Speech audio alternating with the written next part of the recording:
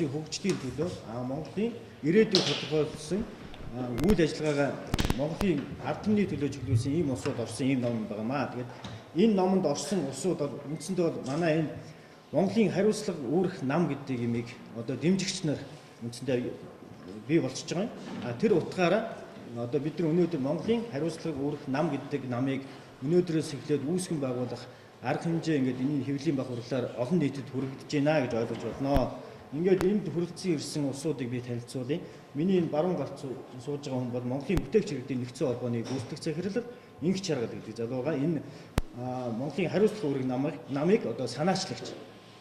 Миний бие бол авир мэдээ эрдэнэ баяр гэж энэ намыг мөн үүсгэн байгуулагчийн нэг. Энд зүүн талд сууж байгаа хүн бол Нацаг Дорж гэж Монгол улсын одоо хариуцлага үүрэх намыг бас санаачлагч ийм хүн байна. Тэрний цааталд сууж байгаа хүн бол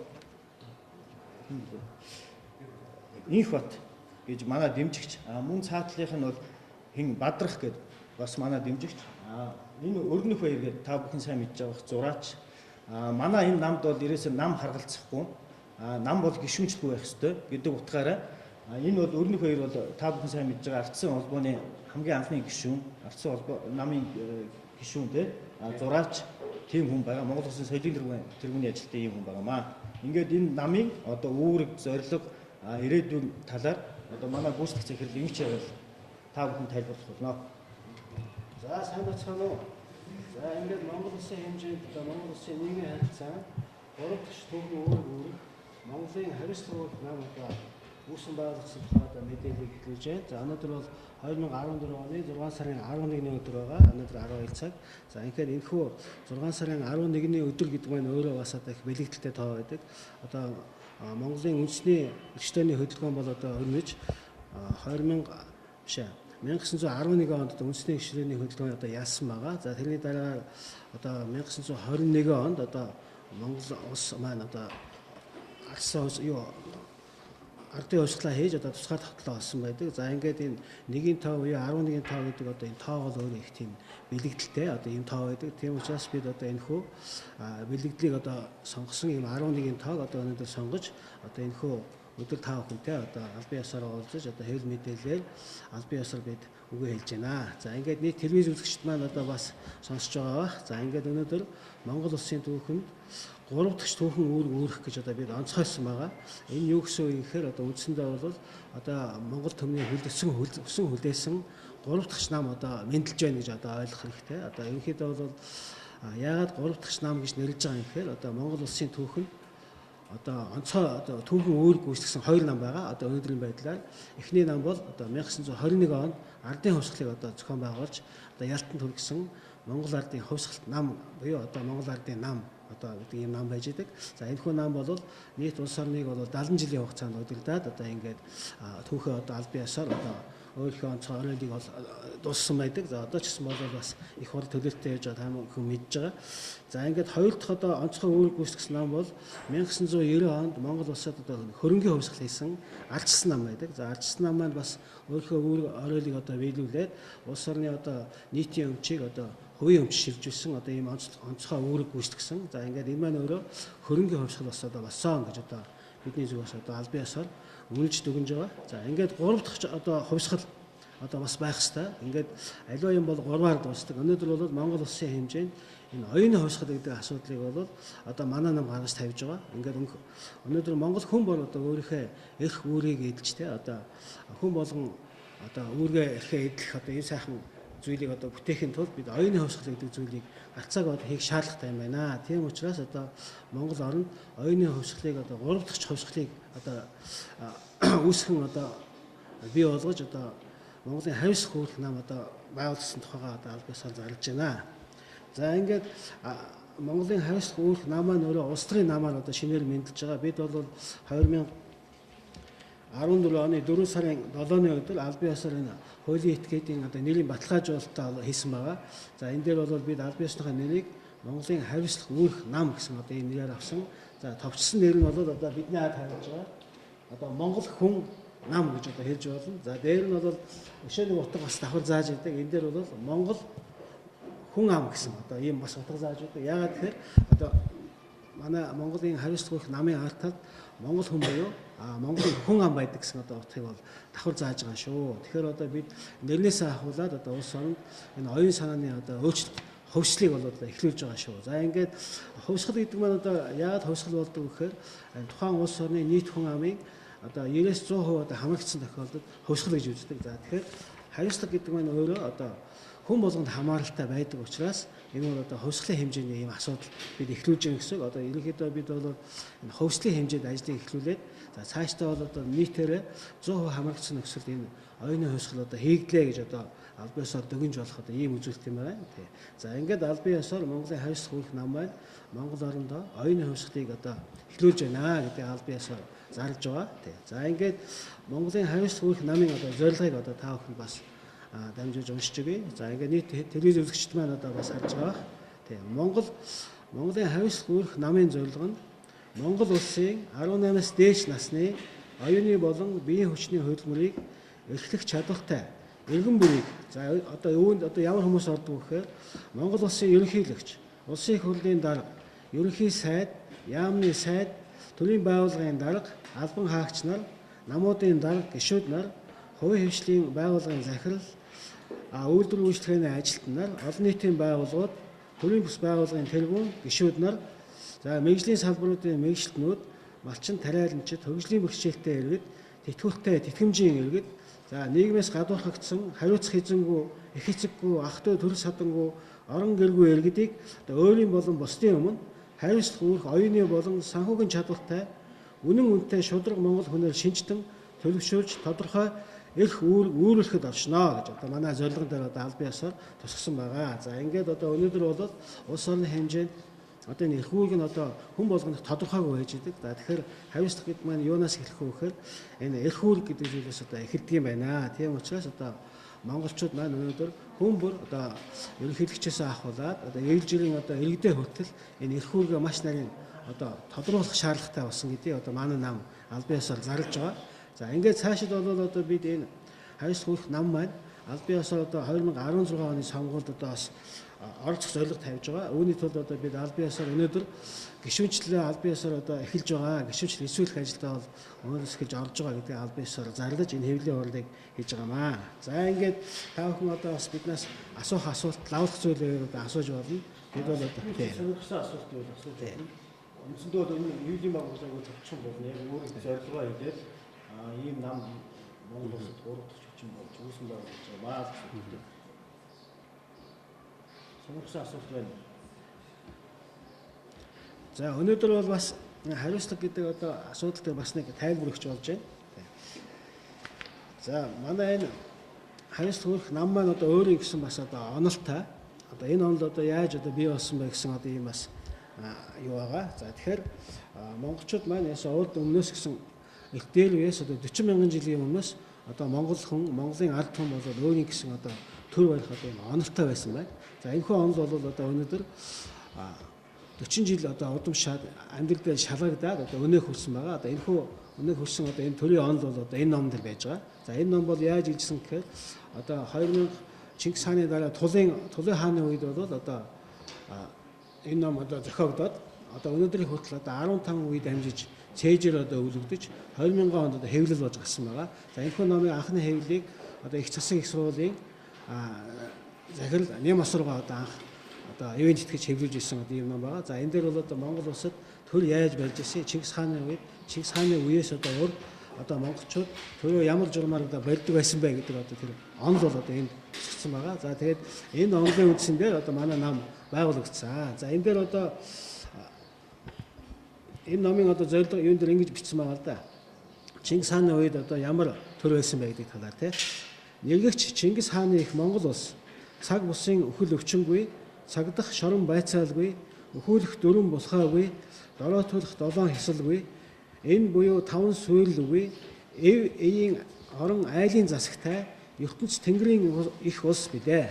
Их Чингисийг даган сурах төсөл болоод арган чамдсан, айцгүй жаргалдан нэгдсэн, нэврүүт засгийн төрөөр бадраагдсан, нэгэн цул аялгүй их улс, хуучныгаа үлэмж агуу болгосон, хосгүй 3 эрдэнийн улс билээ. 200 сая малтай, 950 мянган иргэнтэй хөх нуруут Монгол билээ гэж одоо тэр үед одоо бичсэн байгаа аахгүй. Тэгээ ингээд одоо энэ дээр юу гэсэн бэ гэхээр тухайн үеийн нийгмийн төр маань одоо 3 элдийн одоо улс гэсэн одоо ийм тодорхойтой байсан байна. Тэгэхээр одоо 3 элдийн улс гэдэг маань одоо ямар байдаг вэхээр одоо бид одоо энэ өөрсдөө бэлэгдэл дээр одоо авч хэрэгсэн байгаа.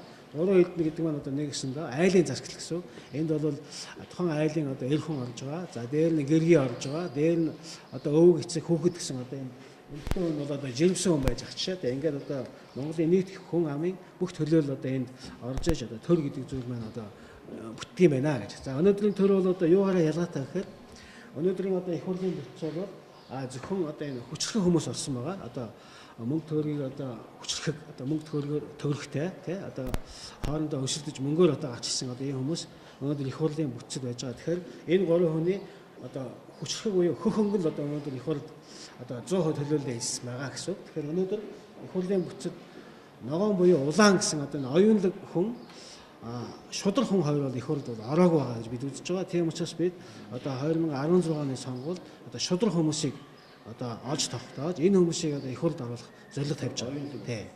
Дээр нь оюунлаг хүмүүсийг одоо бас тодруулж одоо оруулж байгаа. Дээр нь оюунлаг хүмүүсийг одоо бид тодруулж эхэлсэн байгаа 2007 оноос. Нийт одоо жилээр бид 108 хүнийг бол тогтмол оюунлаг хүмүүсийг шалгаруулдаг. Оюунлаг хүн гэж одоо ямар хүнийг хэлдэг гэхээр одоо хийсэн бүтээсэн зүйлээр анхдч хүнийг одоо оюунлаг хүн гэж одоо дүгнсэн байгаа. Тэгэхээр одоо аливаа хүн одоо анх удаа санаачилж юм бүтээсэн хүн бол оюунлаг хүн тооцогддог. Тэгэхээр өнөөдөр бол Монгол Улсын их хурл оюунлаг хүн одоо шудраг хүнийг одоо бид оруулах одоо зорилго тавьж байгаа. Тэгэхээр өнөөдөр шудраг хүн гэж ямар хүнийг хэлэх вэ гэсэн одоо ийм асуултыг одоо нийт одоо Монголын ард түмэнд тавьж байгаамаа. Тэгэхээр одоо та бүхэн энэтэй холбогдуулаад өөрсдийн санаа бодлоо бас бидтэй хуваалцах одоо ийм санал асуулт тавиад одоо бас та бүхний асуултанд хариулъя. Дээр нь одоо манай энэ Монголын хариуцлага үүрэх намыг болоо санаачилсан одоо санаачлагч нар нь Монголын одоо энэ анхдагч оюунлаг хүмүүсээс одоо бүрдсэн байгаа. Одоо энэ Монголын бүтээгчдийн нэгдсэн холбоо бол холбооны хэсэг гишүүд бол албан ёсоор энэ намыг санаачилж одоо эхлүүлж байгаамаа. Тэгээ одоо бид бол өнөөдөр олон намын тогтолцоо одоо хэрэггүй гэж одоо үзэж байгаа. Гэлээхдээ бол энэ олон намын тогтолцоо хэрэггүй гэдэг одоо энэ зүйлийг одоо бид улсын хурлд орж иж хуулийг баталцаж одоо хүчингүй болохгүй бол энэ өөрөө нам хэвээрээ одоо ингээд хөөцлөгчсөн учраас нам одоо төр бариад одоо яваад байгаа. Тэгэхээр би гацаа авахгүй одоо энэ төрийн албанд бол одоо нам хэлбэрээр одоо нам байгуулж иж орж одоо өөрсдөө үгээ хэлэхгүй бол бид өөр боломж байхгүй болсон байгаа. Тийм учраас одоо албан ёсоор бид энэхүү намайг манай холбооны гишүүд нэгдэж одоо санаачилж одоо ингэж эхлүүлж байгаа шүү. За сэтгүүлчд асуух юм байна тий. Асуухгүй байхгүй бол хэвлэлийн байгууллага өндөрлөе. Манай намыг одоо үүсгэн байгуулагчныг Тэнгэр дэлгэцээрээ сонссон хүмүүстээ бас баярлалаа. Тэгээд бидэнтэй ирээд холбогдож байна. За баярлалаа.